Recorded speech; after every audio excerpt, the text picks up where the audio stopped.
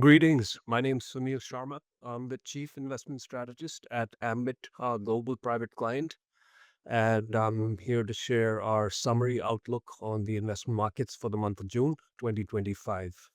So we'll start with the U.S. economy, and we think what what's happening with the U.S. can only be classified as mixed signals. We'll start with the positives. The holdings of treasuries by major foreign holders continues to rise. So, despite worries about China and Japan and other countries being sellers, the data actually in consolidation shows that U.S. holdings, I'm sorry, major holdings by foreign holders of U.S. treasuries continues to rise.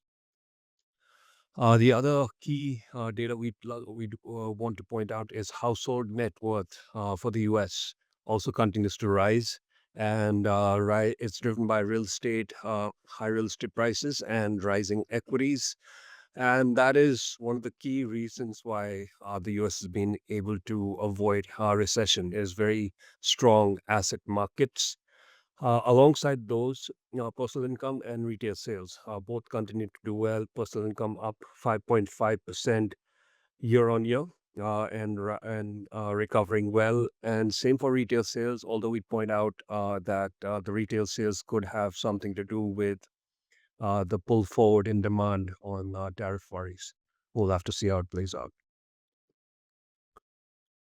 Now on to the weaknesses. And again, a lot more data in the commentary. The ones we'll highlight are rising initial claims, not very high on a historical basis, but certainly the trend is something to keep an eye on. There is the rising initial unemployment claims. The other thing that's only happened once in the last 25 years is credit growth turning negative. This is worse than COVID, and the only other time in that time period since going back to '94 that's happened is in the grand financial crisis, and so that's again cause for concern. The other data point that we're sure would have been alarming for Fed Chairman Powell is the rising prices paid component of the ISM surveys. And so one can clearly see the sharp rise in the prices paid by vendors and in the surveys. And that's again a possible harbinger or concern in terms of inflation. And the final data point we'd highlight in the summary outlook is the financial conditions continue to roll over and worsen, although that could start to get better with the news that's come out on the war. Coming to earnings for the major indices, S&P 500, Nasdaq 100, and Mag 7, we're sharing earnings momentum forward 12 months, and the actual earnings forward 12 months as well as the momentum 3 month and 12 month. And if you look at the Nasdaq in particular, these cycles correlate very well with market cycles, and so this rollover is certainly a concern. Now, we would highlight that many of the companies have not given out outlooks of because of the tariff uncertainty, and many analysts have been conservative in terms of putting out their forecasts. And we also think that with the war possibly behind us now, that there could be an improvement. Again, July earnings and tariff clarity will come forward, hopefully, and we'll have a better view in terms of what's happening on earnings estimates. So, to round out the US outlook, the US economy seeing mixed signals. We've seen that in the past as well. We continue to think the net worth is one of the key data points, and we're not as concerned about the U.S.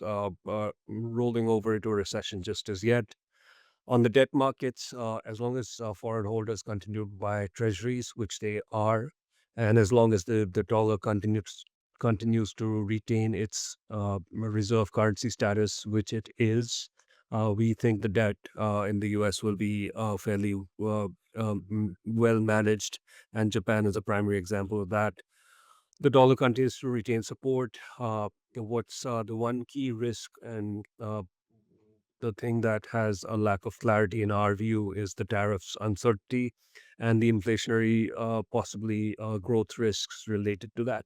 And only time will tell in maybe next month in terms of how things play out. But this is likely to be an overhang for the markets. Fortunately, India is not very exposed, and so that's a positive for the Indian markets.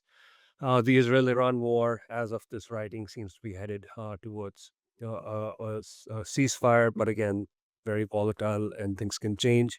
We'll see what happens, but markets are certainly reacting well to the news coming out overnight. In terms of the central bank remains stuck between a rock and a hard place, really between worries about inflation and worries about growth, and is holding for further clarity.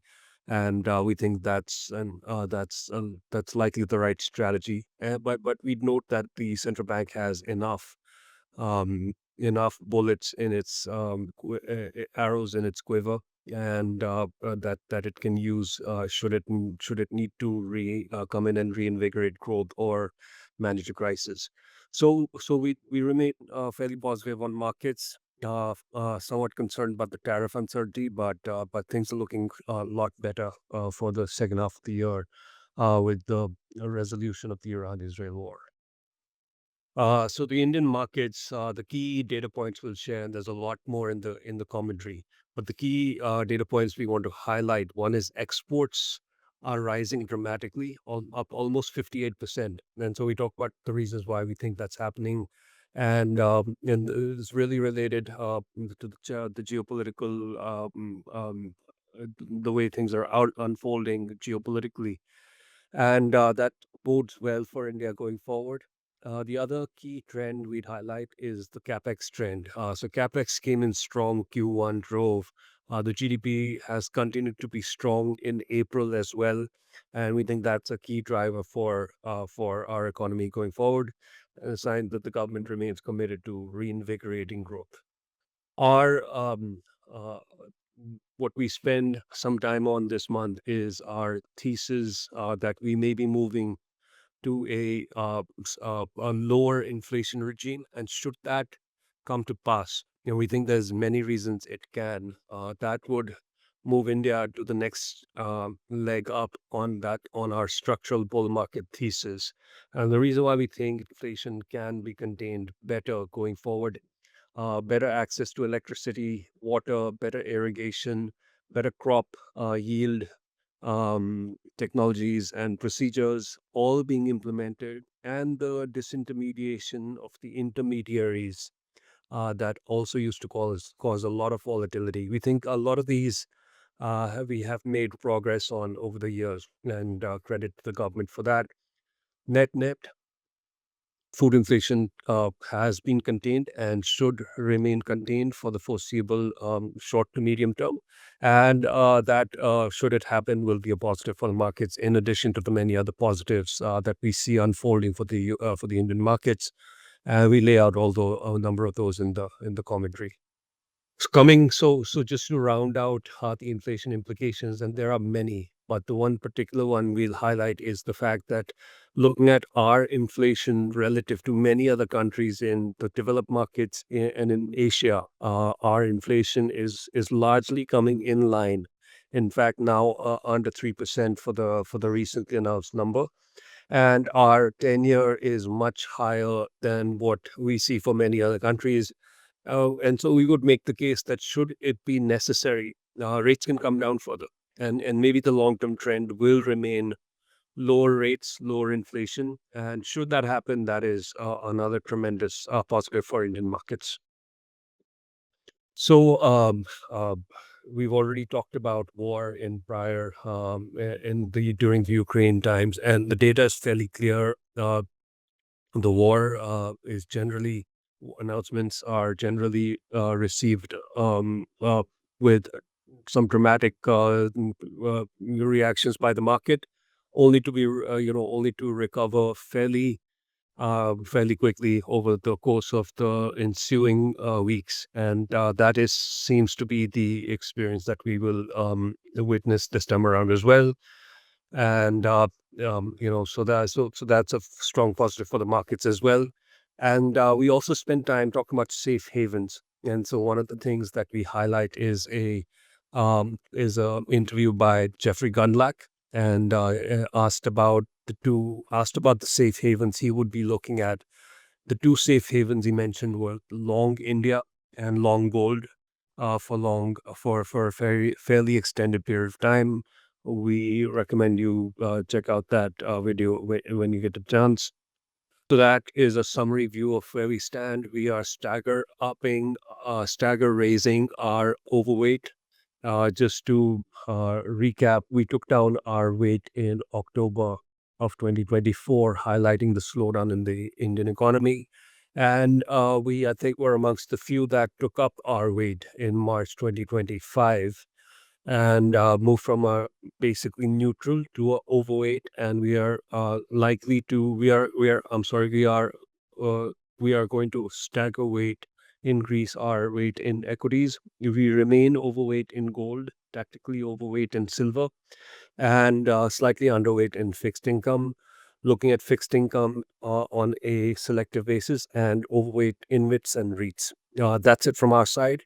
Lots more in the commentary. Thanks for watching. See you next month. Take care. Bye bye.